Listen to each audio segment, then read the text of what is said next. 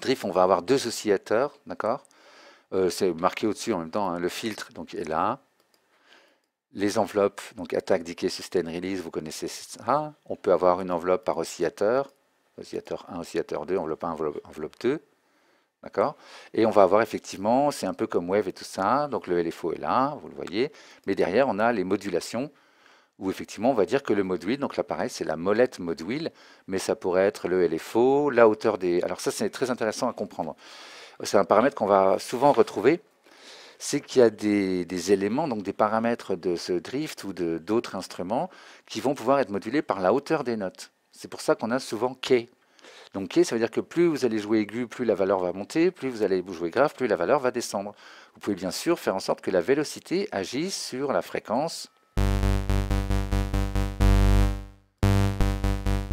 Alors le HP frequency.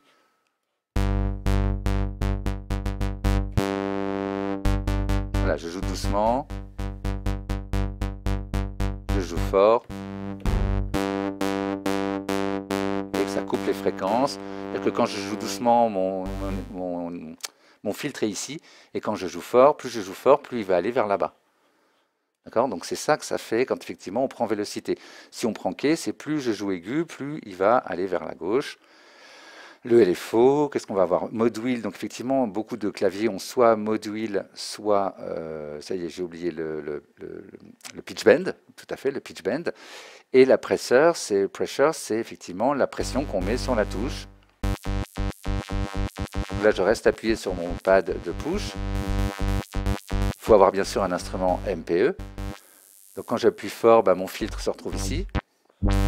C'est même l'inverse en fait, moi je dirais plutôt qu'il fait ça, c'est sur celui-là que j'agis en fait je pense.